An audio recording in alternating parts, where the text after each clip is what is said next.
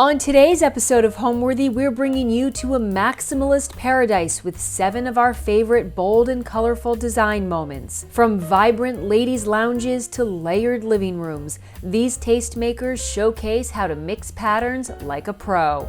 Enjoy!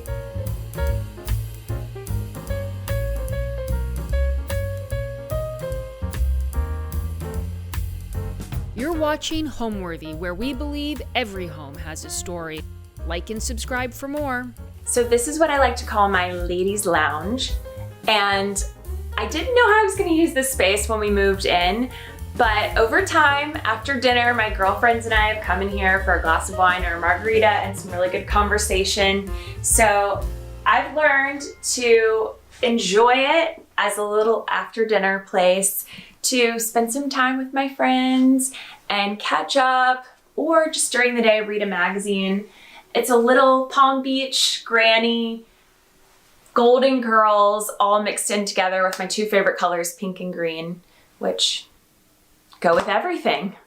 I have a lot of birds. I'm realizing I have a lot of birds in my house. I think I might be a little bit of a crazy bird lady, but this is actually one of the first pieces of art that I commissioned when we bought the house. It's by an artist named Megan Karn, and she did a duo of these for me on either side of the room. And then I found this also matching pair of benches from Housing Works for $40 and had them recovered in this Schumacher velvet.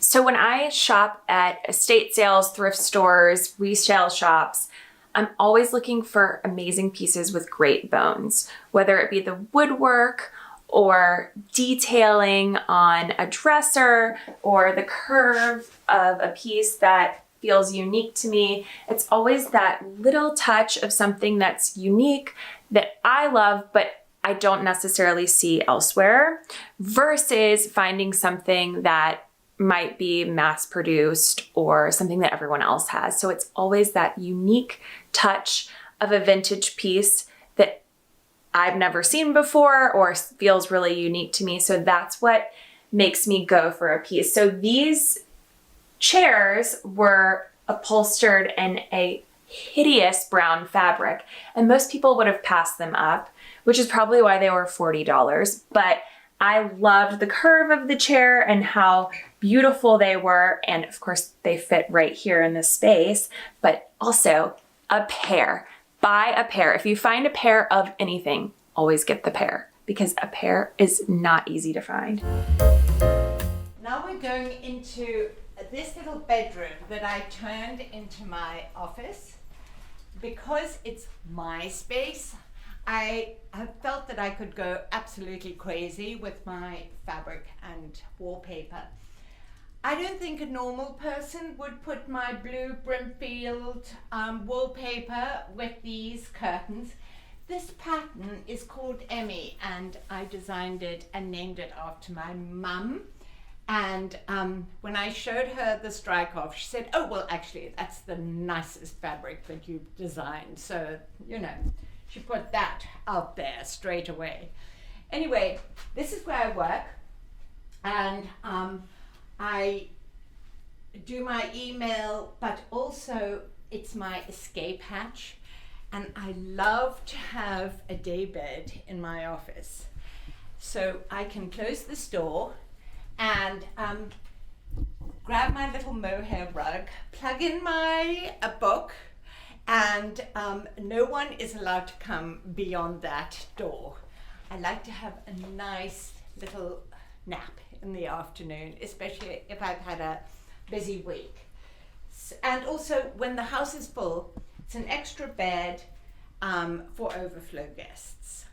The dog absolutely loves her little doggy bed. When I designed my first collection for stout fabrics, they wanted me to buy some vintage pieces to cover. And I was on South Dixie and I saw this dog bed, went straight in my car. And I don't know how she knows, but she knows that it's hers. And when I come in here, she is there having a little rest as well, her daybed. I used to think needlepoint was cheesy, but it's so interesting how Everything old is new again. And I'm very influenced by my daughters, especially my New York daughter, who is just the ultimate grand millennial. And she started loving needlepoint. And actually, I had done some needlepoint when I was pregnant with my kids, and I was going to chuck these pillows out, and she grabbed them. They're in her apartment in New York. So my friend who has a little online store let me choose, and that was my first favorite thing. And no one likes a shady beach. It was very appropriate for Palm Beach. Pamela Hoffmeister is an Instagram friend that has turned out to be such an amazing painter. She's so famous now. We made friends on Instagram years and years ago, and I love her interiors. I have a few of them in my house. More African fabrics from the guy at Chelsea Flea. And what else? I bought that painting in South Africa when I was coming back the other day, and I'm just haven't got round to going to the framers. This is my living room. So you walk in the front door into this living room, which is true a lot of the time for 1939 homes. Probably the statement piece in this living room is my olive green velvet sofa with this white piping. This is the first piece of custom furniture that I've ever purchased. So for me, I really knew that I wanted a green velvet sofa. I'm very particular about shades of green. So I hand selected this velvet. And it was made by Society Social in North Carolina, and I love the piping on it. So that's, that was a big deal because that's like my first big girl grown up piece of furniture. And then probably after that, my birds here. So this is Gucci wallpaper that you've maybe seen before, but when I had these done, this was new to Gucci, and I bought the wallpaper and I had them framed. It's actually on like a core board. So these weigh like nothing, and had them framed as a way to just go around the window. So people always comment, they say swans, but they're actually herons. Get your birds right. So I love swans, but these are herons. And so those frame the room really nicely. As far as window treatments go, the thing nobody tells you on these home tours is that nothing is more insanely overpriced than window treatments. Nobody's telling you this, that if I wanted to get this Schumacher fabric here to make window treatments, I would need 30 yards of it, and it's $150 a yard. So not feasible for me or many. So one of my little tricks that I like to do with window treatments is take something neutral and then add a designer trim to it. So this is a Samuel & Sons trim, which is my very favorite. They have beautiful trims. And then, so I picked this, the black giant rickrack, because there's black in the fireplace, which you'll see. And I just take it to my local tailor and I'm like, this is what I want. And if I give very careful instructions as far as how to sew something on or the placement, they do a great job. So you can make something semi-custom in your own, because, I'm not spending $5,000 on a drape. So this is my entryway catch-all table, and I made this very recently. So I found this a significant amount of yardage at just a little thrift store, and I love the pink cabana stripe. And then I also found an excess of this trim, so I picked that up. Both of them are a couple dollars each, and I just, like most people take their jeans to get hemmed at their local tailor, I'm like, will you make me a skirted entryway table? And if you draw out exactly what you're looking for, they do a great job for, hardly anything. So I got this beautiful skirted entryway table for about $15. People all the time come in and are like, gorgeous rug. Where is this vintage rug from? I'm like, it is from rugsusa.com. And it's probably my favorite rug I've ever bought. So it is the indestructible pet proof rug. So that's it, the high-low mix. So twice a year, there is an antique show in a very tiny Texas town called Round Top. Normally the town has a population of 90 people. And then 2 times a year in April and October, People descend from all over the world for this incredible antique show. There's a bunch of different shows, and my very favorite one is called Marburger. It is the creme de la creme of Round Top. If you ever go, that's the show. And I got this gorgeous pencil read table from there. I love it. The thing about Round Top is it starts at 9 o'clock.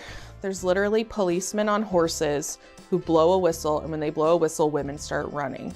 And I would say within 2 hours, everything has a sold sticker on it. So it's like, if you see something you like, time is of the essence. And yeah, that was my last Round Top purchase. So fireplace here. So the unique thing about this bench is that it's exactly the same color, velvet, and piping as the sofa. This is from the 60s, and this is from 2019. And if you hold them side by side, they're exactly the same. So I got this as an estate sale for, I think, $30. It's a perfect match. So those estate sale finds are sprinkled all throughout. We all know about the frame TV. People, you know, it's supposed to look like art on the wall. It looks like a TV. It just looks like a nice TV, just for the record, if you're ever thinking about buying one. I am a corporate fundraiser for a presenting Broadway theater here in Dallas, and a gal of many hobbies outside of that. Many hobbies are, I play mahjong, I needlepoint, I have a needlepoint collection, I write, I perform comedy, I love to decorate. And then I have a lot of books, and at one point in time, these were alphabetical. Hopefully they still are. I'm very type A, so they are theoretically in alphabetical order. I collect heron pieces. All that means something. I went to the University of North Carolina. I have a gorgeous black standard poodle named Tippy. You'll see a lot of poodle things throughout the house. Gwynnie, Tippy.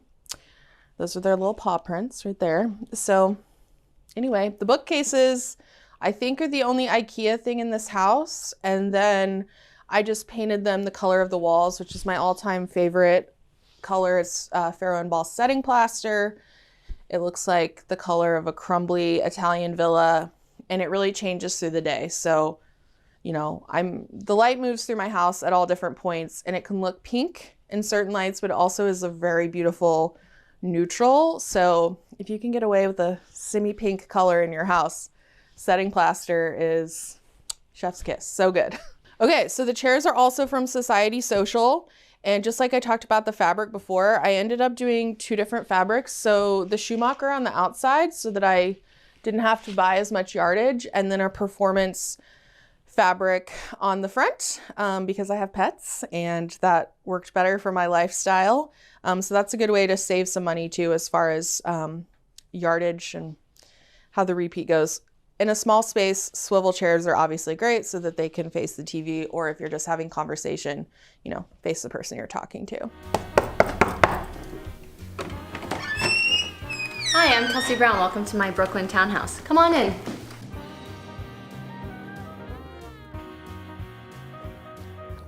We are in Brooklyn Heights. I live in an 1856 townhouse, brownstone, and this is our main floor. A lot of this beautiful crown molding and these details which drew us to this house, they were added in the early 1900s, including this amazing fresco on the ceiling. We walked in, my husband and I, and we just fell in love with this detail and this history, which it's really hard to find that. And it was so in such pristine condition, which is just truly amazing. So when we first bought this home, everything was painted white. And we, especially myself, I love color, obviously. My brand is all about color and pattern. So we thought we would bring out this beautiful teal blue in the ceiling and just immerse the entire room with it. So we decided to do a little modern take on painting the whole room this teal blue color. So the bottom paneling, as you can see, is a darker shade of the top. So let me show you some of my favorite things in this home. For one, I love my entry table. This has actually been with my family for 30 plus years. And fun fact, when Alec and I first moved to New York and we were in a small little West Village apartment, this used to be our kitchen table. So lots of good memories with our entryway table here. So one of my really great finds was this couch over here from One Kings Lane. So many people ask me if it's custom because of the fringe and the detail, but this was a truly great find out of the box from One Kings Lane. These are palm leaf lucite lamps from the 70s, and we found them on Cherish. This rug was actually one of the first things we found, and this is from ABC Home, which all New Yorkers know and love. And when we found this rug, it was a great inspiration for all the different colors in it. So the beautiful pinks and the blues and the chartreuse. So one of the great things about this apartment is there's actually 4 fireplaces. While a lot of people like to whitewash wood, that's a very common trend nowadays, we decided to keep the original wood and the original finish. And I love this because it just makes you jump back in time as if you're back in the 1800s. Now we're going to come into the dining room or the rear parlor. One of my favorite features of this is actually there are original pocket doors, which is really fun. This is our dining room. We actually spend a lot of time in here. I think traditionally many dining rooms are to the side in their own room, but this is really a part of the whole home. These are original china cabinets that have been built in and here since the 1800s. I love it because it stores all my colorful dishes. In our dining room, we knew we wanted to have a bar cart, and I wanted something a little more fun than the average glass and brass bar cart. We found this Aldo Tura bar cart from Italy from the 1970s. We actually found it through First Dibs and had it shipped here during quarantine. So that was a fun little quarantine surprise. So this is our sunroom, and we spend so much time in here. This is where Alec and I and our little dog George, this is where we eat breakfast on the weekends. It's very cozy and it's the sunniest room in the whole home. And when we first came in, it was just kind of a boring white room, and we just wanted to make it a little sanctuary at the end of our parlor space. So my interior designer actually had this idea to paint the stripes on the wall. So these were actually all hand painted using lasers and a lot of tape, but it's a really fun effect. This tapestry, my husband and I were in India in January pre-COVID, and we were in Jaipur, which is the city of textiles, and we found this beautiful tapestry there, and we brought it back and thought it was absolutely perfect for this room.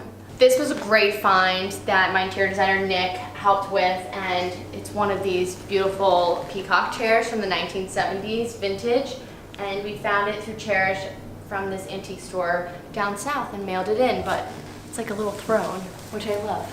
This chandelier we actually found from Circle Lighting. I absolutely love it. I think the white, it almost blends into the ceiling, but these beautiful flowers just give it a certain touch that you can't find anywhere else.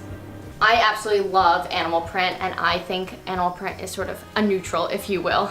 We decided to run this carpet through here, and this is like this little jewel in our home. I'm a big fan of the Wes Anderson Instagram account, and to me this is accidentally Wes Anderson. We painted the bookcase chartreuse, and it's lacquered, so it's nice and shiny.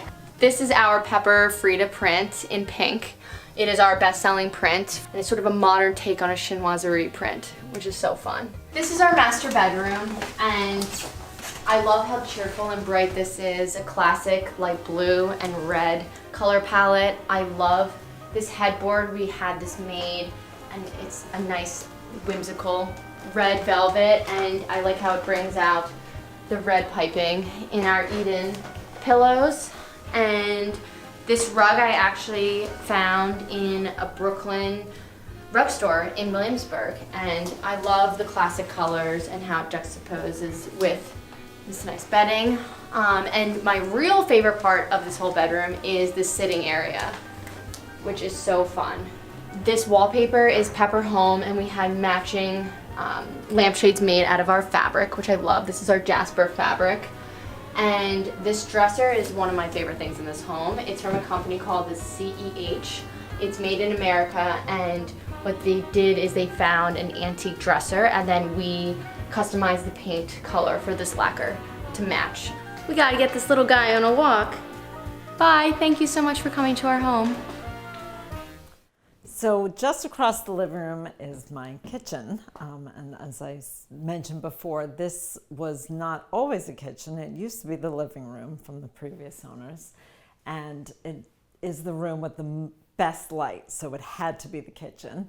And I wanted a kitchen that wasn't such a kitchen and more like a living room, since we really do live in the kitchen. My 3 boys, my husband and I, we live here. So I wanted it to be more like a living room, and with a feeling of it being like a Paris bistro, because I lived in Paris for a year and I wanted to feel like I was back in Europe and back in Paris. I love to cook, and so that's why I made this kitchen quite warm and cozy. So when I got here, there was just a big empty room. There was actually a fireplace on that wall, and so I wanted to keep the fireplace very much in the kitchen, but we couldn't have both an island and a banquet eating area to sit.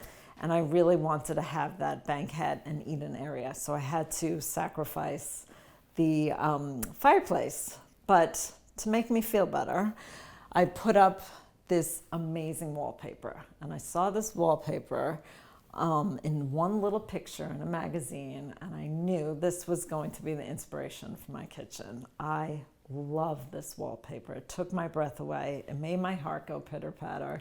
That's actually what I say to my clients all the time. Do you love it so much? Does it make your heart go pitter-patter? Because that's what we're gonna do if it makes your heart go pitter-patter, and that's what this wallpaper does. It's called Dark Floral by Ellie Cashman, and I knew it would be the best way to start my Parisian bistro kitchen. And so we covered the wall, put up the wallpaper, and then the stove from France, and I custom made this matching hood, which goes beautifully with it. My husband jokes and says we could have maybe bought a sports car for this hood. And found some beautiful lighting. I love lighting so much at all levels. Lighting is so important. It is true that it is the jewelry to the room. And you want your lighting at different eye levels and not just overhead lights.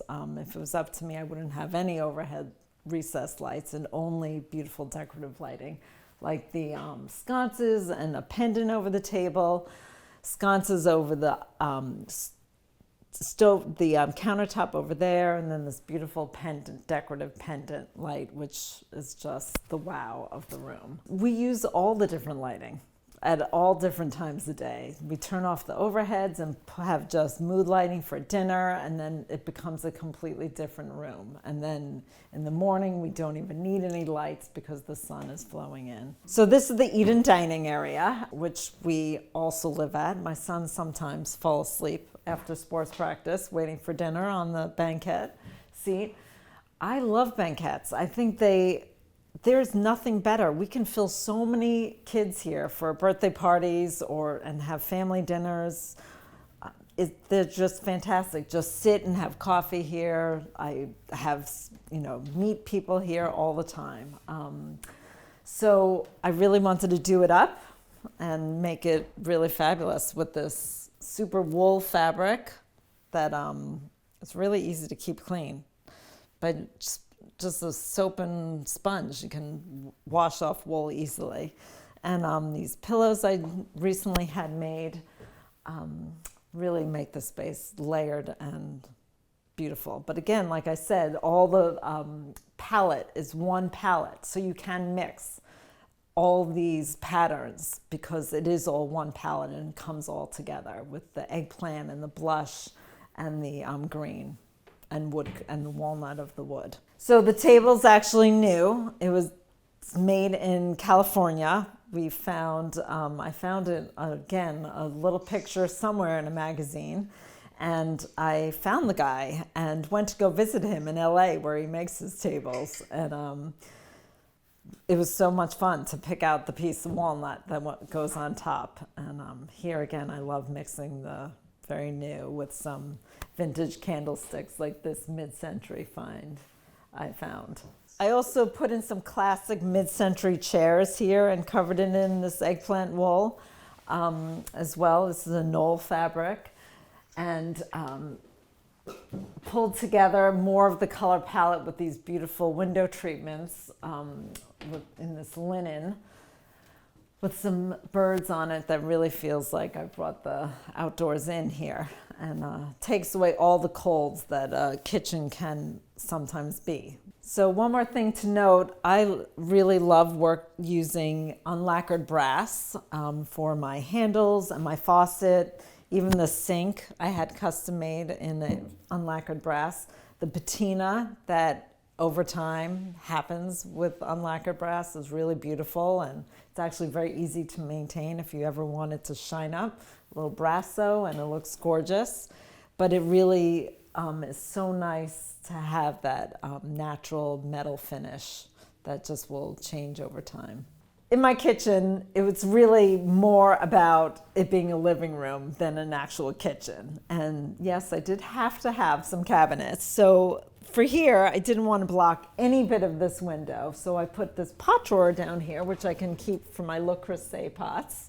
And what better way to top a pot drawer than a little bench seat? And this bench seat is in the perfect spot to have a little seat, take a cookbook, talk to the chef, open up the cookbook, and talk about the recipes that you plan on making, hope to making, and probably won't be making anytime soon, but maybe over the weekend. It allowed me to do two different seating groups, which we really enjoy because they're a little bit smaller and more intimate.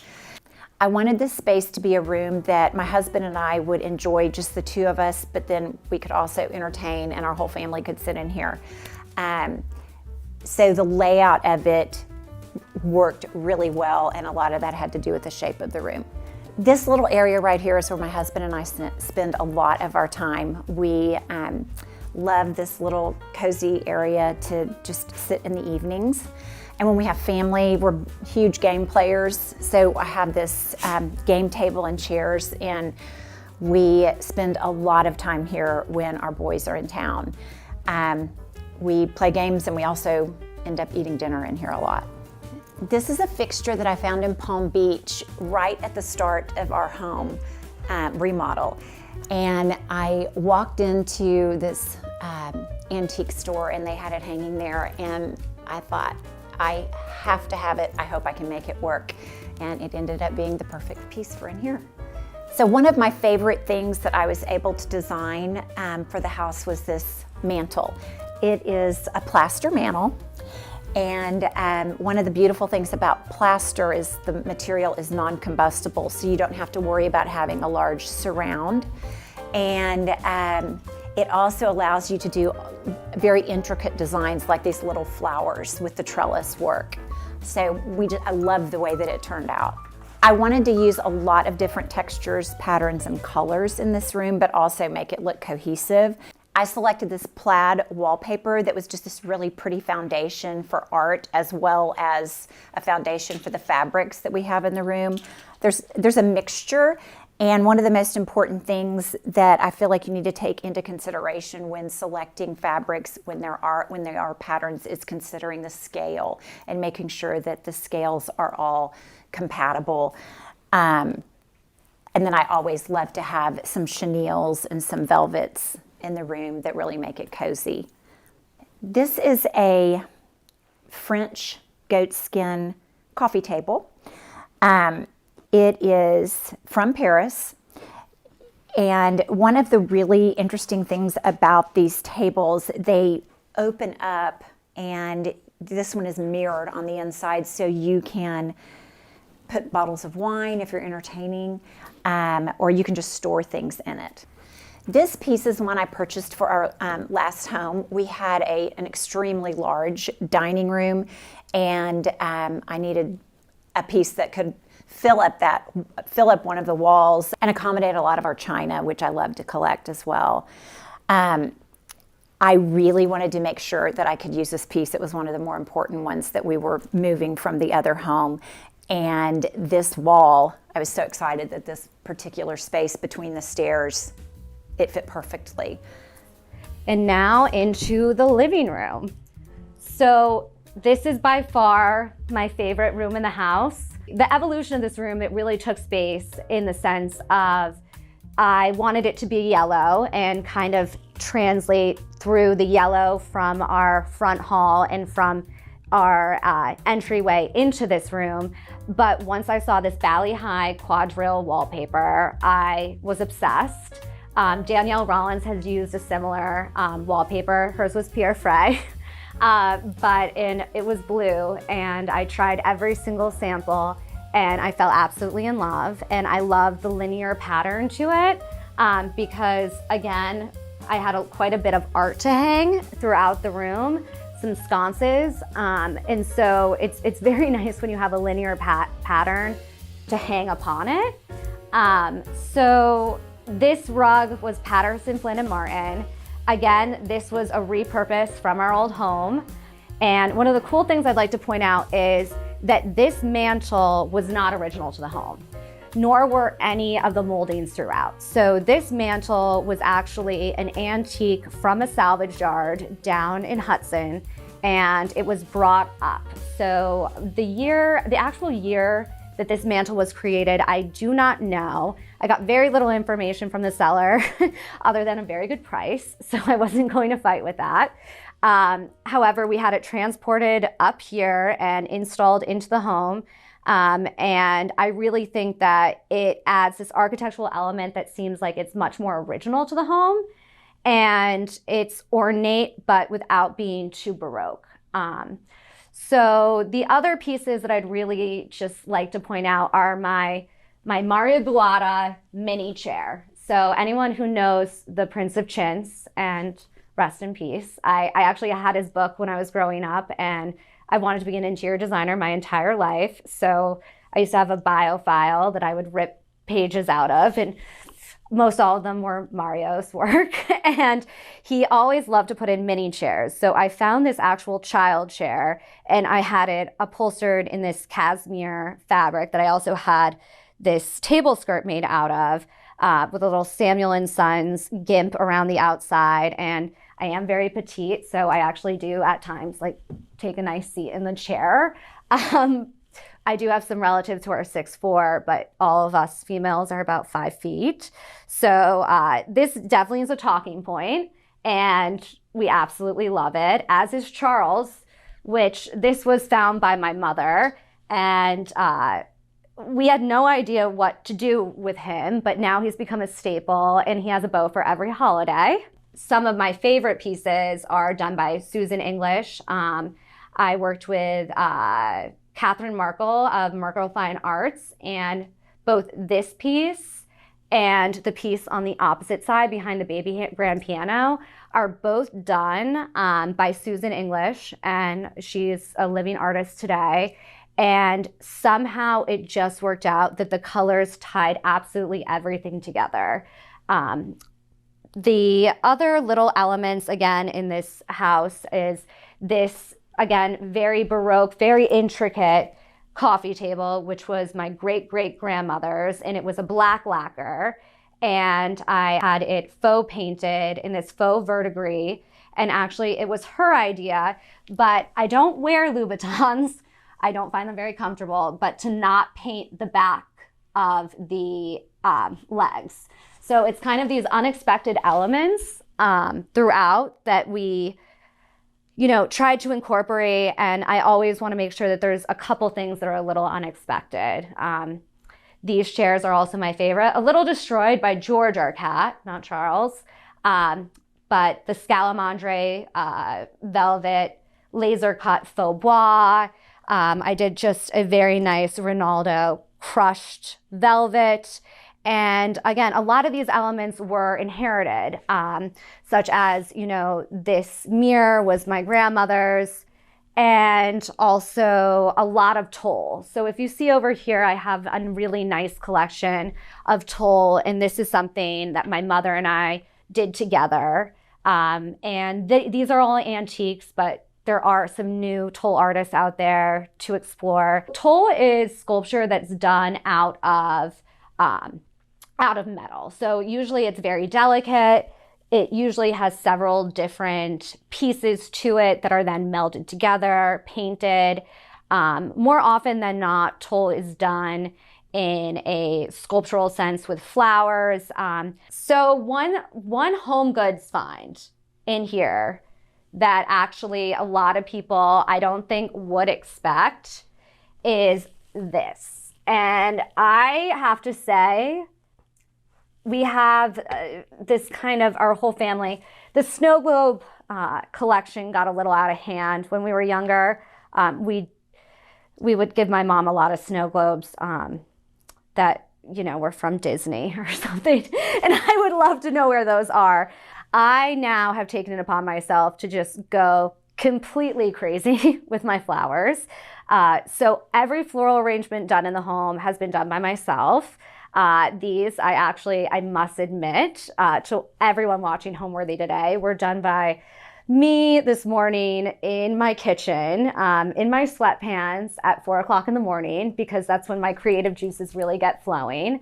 So before moving into this house, again, most people thought the land was worth more than the house, which is probably true. We're actually located on a parcel of land that behind us is forever wild. So the Audubon Society, you actually can't build on it. So when you pull up our driveway, it's kind of like pulling into a scene of a Disney movie where all the animals and critters come out and you have birds everywhere. But the inside of the house, I mean, it was tragic, to say the least. It really, again, not a stitch of molding, linoleum. Actually, this house was infested with bees, which I'd love to get into that story a little bit later.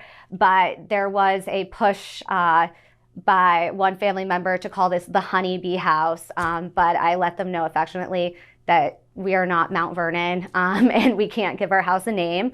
Pretty much every single thing in here is new, but new in the sense of that it's old. Thanks for watching. For more Homeworthy content, be sure to like and subscribe.